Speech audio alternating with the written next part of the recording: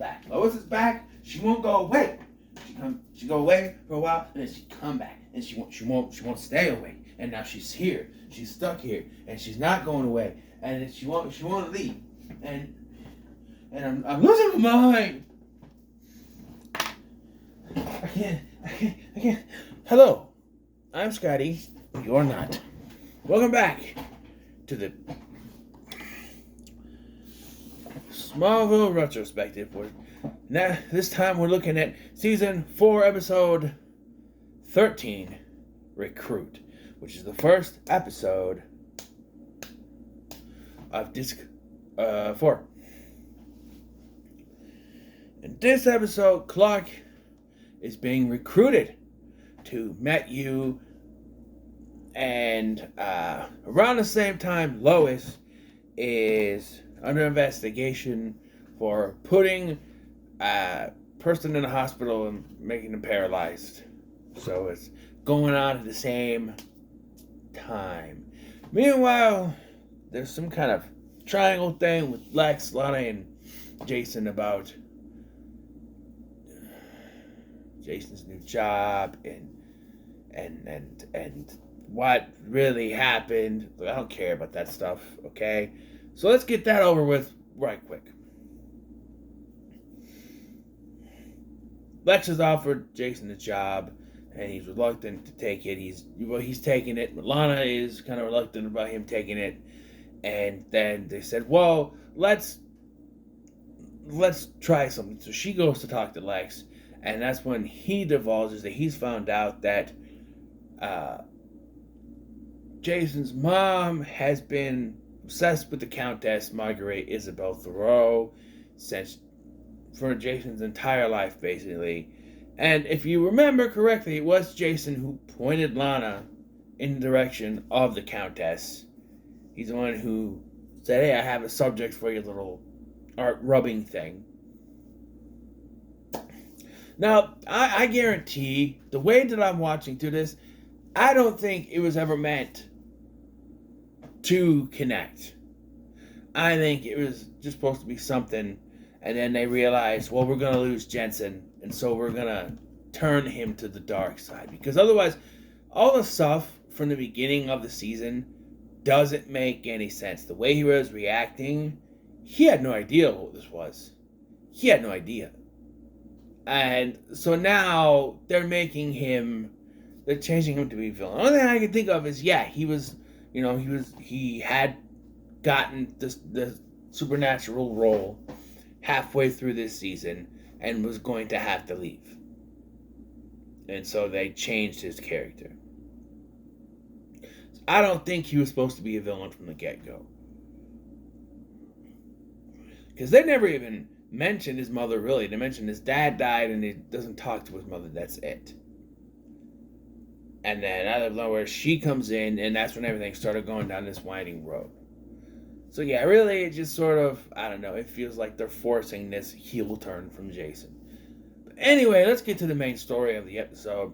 We start off in Metropolis, where Lois is drinking these college guys under the table. She talks about getting drunk with Russian people, and like, she's only supposed to be 19, right? She's underage drinking. She's supposed to be like a little bit older than them, right? Like, she just started college. She's a freshman. She's 19. I don't know. Also, keep in mind that she walked in on Clark on the shower, and he's still only 17. Just keep that in mind when you go back. But yeah, and so she drinks this guy on the table. We meet Jeff Johns. Yes, played by Chris Carmack. And yes, it is a nod to the comic book creator, the creator of Stargirl, Jeff Johns, which is based on his sister Courtney, who passed away. Yes, but it baffles me that they would name a character after him and then make that character the villain. I don't know. It's a little iffy to me. Just a little bit. But, Yeah, he's the main villain because he tries to talk his buddy out of it. He goes, "No, I got it," and then he passes out. And then he tries to sexually assault Lois. Not really. He's like, "Come on, baby, give me some," And she kicks him in the ribs, knocks him down. And the next morning, you got a hangover. Someone just pounding on your fucking door. It's annoying. I had a hangover once. I was so out of it. It was like the first big hangover I ever had, and I was so out of it. I remember sitting in front of my fridge with it open, holding 2 TV dinners, and I don't know what the hell I was doing. Bro, my friend Eric's like, "Bro, you okay?" I don't know.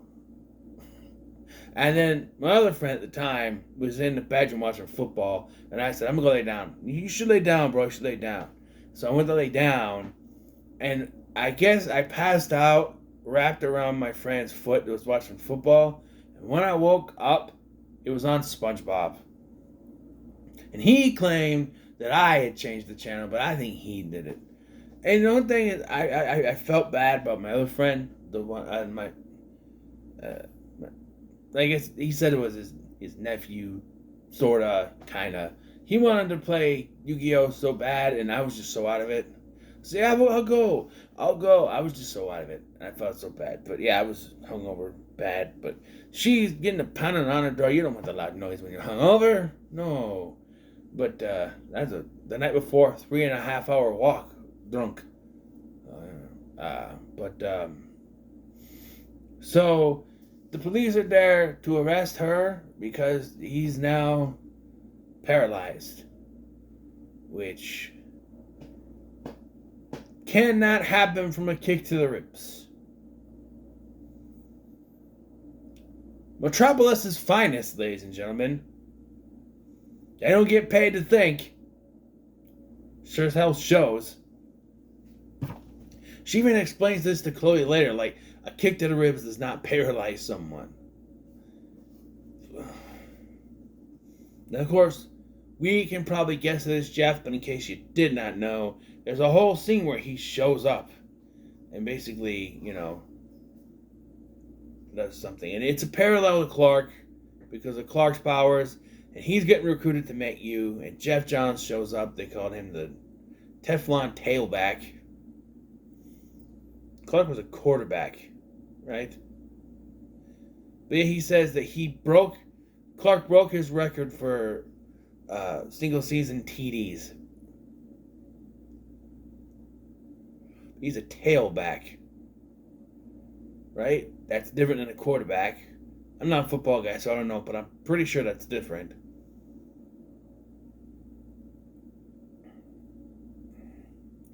I swear they didn't think about that when they made up his nickname. But yeah, so Clark gets brought in.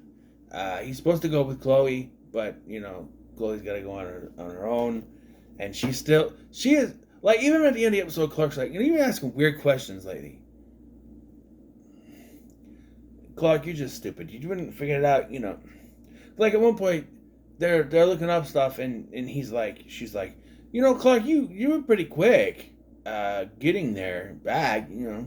That's all the way into the city. And he's like, I hurried. She's really pressing, and it's frustrating she keeps doing it, but it's also frustrating that he doesn't figure it out.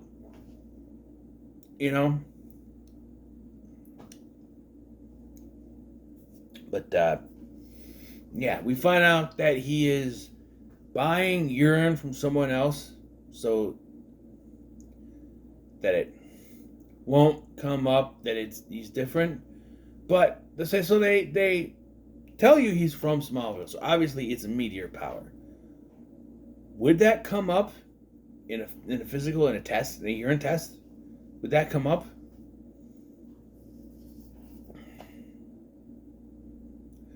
I don't know. I also don't think it would come up in Clark's urine test either, if he did it. I don't know. They're trying to do the parallels of this, but yeah. Lois, of course, is sneaking around trying to find out. Clark goes to a little sorority party where there is forgot her fucking name. Hold on. Need it?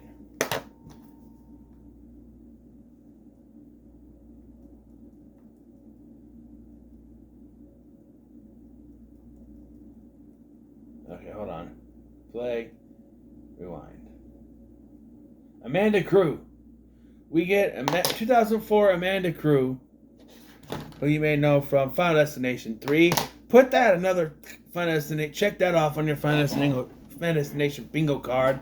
There's another Final Destination character there. Actor, actress, whatever.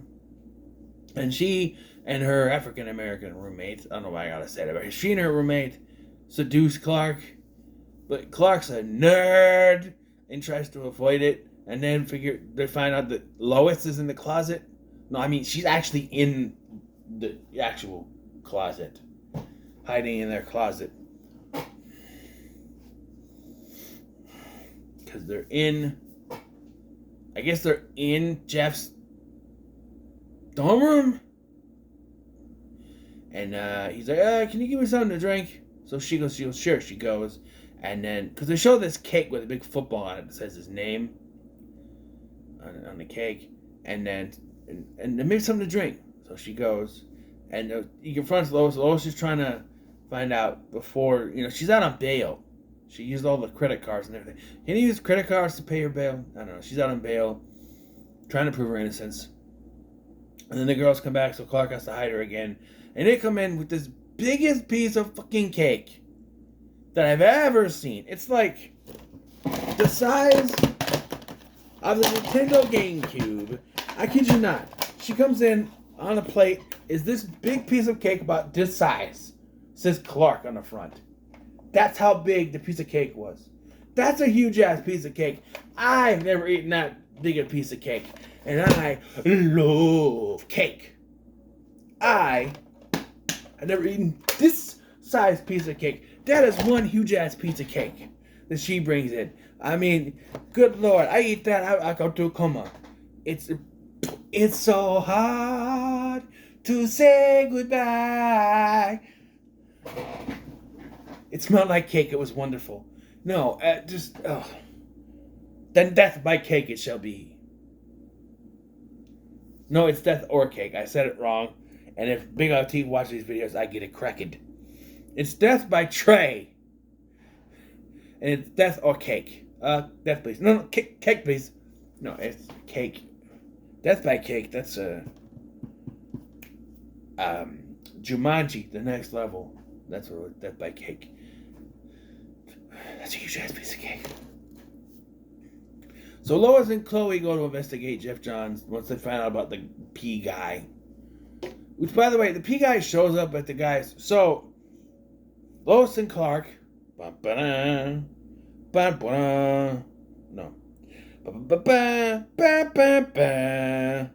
Lois and Clark go to talk to Jeff, and he tells them that Coop, that's the guy that Lois supposedly put in the hospital, is now dead. Of course, we've seen before that he has something to do with it, with his powers. And so now Lois, why the cops aren't swarming Lois right now is beyond me, because she's out on bail. The person that she supposedly did this to is now dead. She should be thrown in jail, but TV writers, whatever. My nose is sorry.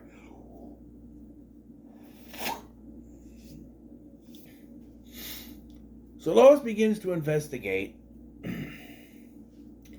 and with Chloe, and when the P thing happens at Coop's funeral, Clark becomes a little more curious. Of course, I think they find out that something happened with him. Something to do with meteors, meteor powered, because he's from Smallville. And Lois tries to talk to the P guy, but Jeff finds her first, paralyzes her, and then his plan is to just put her in a thing and drown her. Clark was able to find him, and he said, this is where we get the parallels to Clark. He goes, I didn't use my powers in high school, Clark, but college, there's just so much more pressure. I had to resort to Did he? Okay. Do you test out the pee thing first? How did he know that he wasn't going to test right? Did he do his own pee test and it came up? Because that, I think that's the one thing that's kind of bugging me is how did he know he needed someone else's pee? Which, by the way, that always bugs me. Oh, you get someone else's pee so that you prove you're not taking steroids. Okay, but then wouldn't it still come up as someone else's pee when they do the test? Isn't that how DNA tests work? They test it. Does it not? No, it just comes up clean. I think colleges would prepare for something like that. Just take any pee. We're not gonna test to see what's theirs first. I don't know. But Clark saves Lois, and Jeff, I assume, is arrested and goes to jail for a long, long time. I don't think he dies, but yeah, that's it. The episode was good, better than the last one. I of course remember the dorm room scene with the girls the most. Oh, by the way, you know my little rant at the beginning of this. She won't go away. Because Lois shows up at the barn at the end of the episode and says she got kicked out of college. You know, I think Lex Luthor should be pissed about this. I know he's busy with other things, but you really think about it, he used his influence to get her into college, and she got herself kicked out. Not because of what she did, but because of the drinking underage, which all college students do, yet she's the only one we hear about getting kicked out. I'm assuming Jeff got kicked out too, but yeah. So now she has no place to stay. She can't stay with Chloe, so she's going to be staying on the camp farm.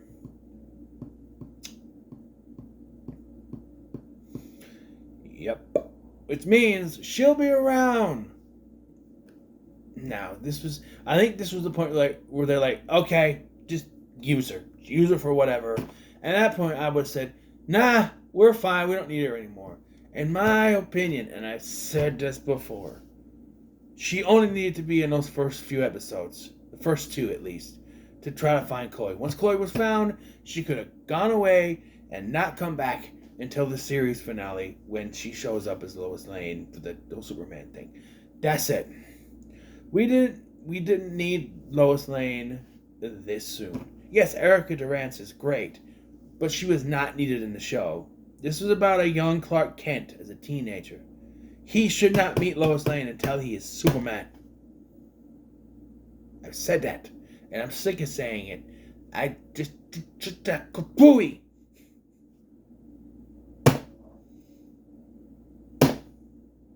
One more. I have one more in me. Stop it. Yeah, it frustrates me so much because now I'm squeezing my fingers and it really hurts. Stop it.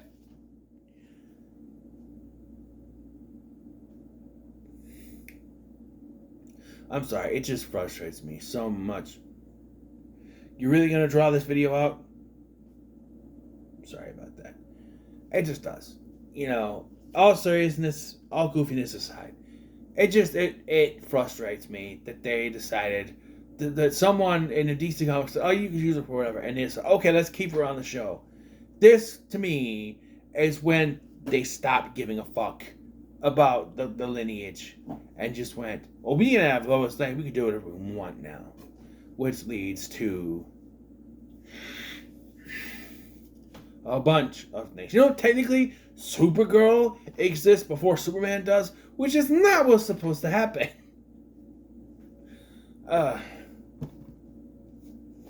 It's frustrating. It really is. I love this show, but I don't know.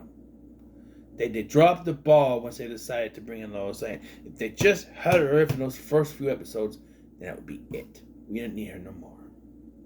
But she won't go away. Before I go into another rant, what are your thoughts on this episode? You can also make sure to like, share, and subscribe. Thank you for watching. I've been Scotty, and I'll see you in the next one.